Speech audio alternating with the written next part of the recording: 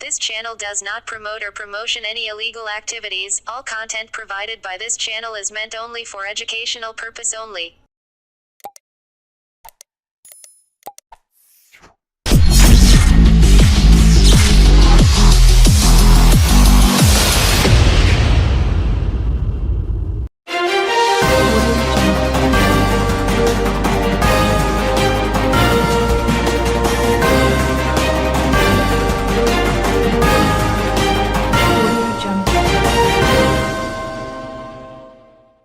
এক lady gangster সহ অপরাধ জগতের দুই চায়ের সঙ্গে সম্পর্ক, জমি কেনা বেচার কারবার, রঙিন জীবনে ও পারিবারিক জটিলতা।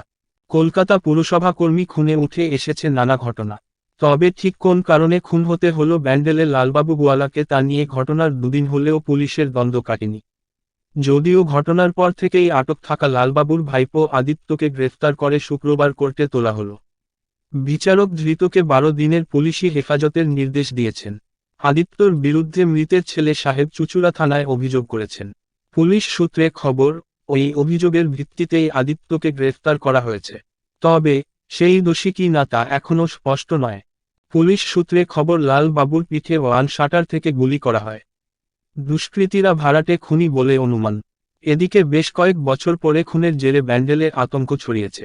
আজকে এই চিনসুরা পিএস কেস নাম্বার 277/24 এই আদিত্য গোয়ালা বলে একজনকে পুলিশ অ্যাপ্রিহেন্ড করে এবং পরবর্তীকালে অ্যারেস্ট করে এবং আদালতে আজকে নিয়ে আসে।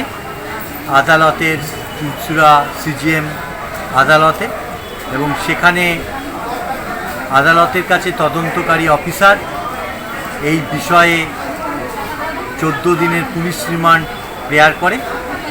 মহামান্য সিজিএম হুগলি 12 দিনের তার পুলিশ রিমান্ডকে অনুমোদন করে এবং পরবর্তীকালে মামলার দিন 16/7/2024 তারিখে নির্ধারিত। দিল একটা মা, আর একটা মায়ের একটা সতীনকে তাড়িয়ে দিল, একটা আর বউকে তাড়িয়ে দিল। এর কি করলো ভেবে চিনতে এরা বাইরে বাইরে আড্ডা করে এই কাজ করেছে। লালবাবু দুটো ছেলে। কোন দুটো ছেলে আর কে কে? ওই লালবাবু দুটো ছেলেই করেছে। কেন ওর মাকে তাড়িয়ে দিয়েছিল তো। কোন পক্ষের ছেলে ওই দুটো?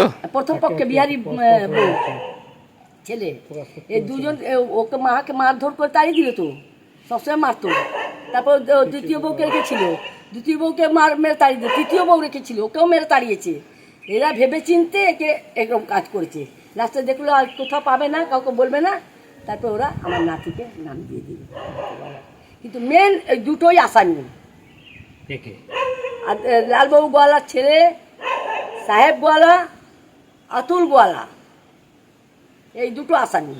সাহেবই তো অভিযোগ করেছে আপনার নাতির বিরুদ্ধে থানায়। সাহেব ও কেন করেছে, ওদের হাত ওর পরিষ্কার হয়ে গেল। আমার নাতি তো বলছি তো ঘর দিকে তাকায় না, ঘর থেকে বাইরে বেরোয় না। তাড়িয়ে ওরা ভেবে চিনতে বলছে একেই ঢুকাবো। কেন আমার ছেলের নাতি পড়ে বলতে ওদের খুব জ্বালা, পড়াশোনা করে ভালো থাকে বলে জ্বালা। ওর দিদা পড়াচ্ছে। কিন্তু মেন আসামি ওই দু ভাই, অতুল গোয়ালা আর সাহেব গোয়ালা, ওর বাবার মার মেন আসামি।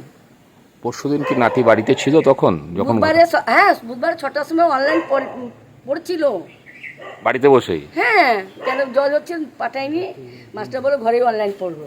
আমার নাতি বলছি তো একদম সরল, আপনি পাড়ার মধ্যে জিজ্ঞেস করুন, আমার নাতির সরল কোনো বিষয় থাকে না। কিন্তু এরা দুটো যে লম্পট হচ্ছে বাবার মতো।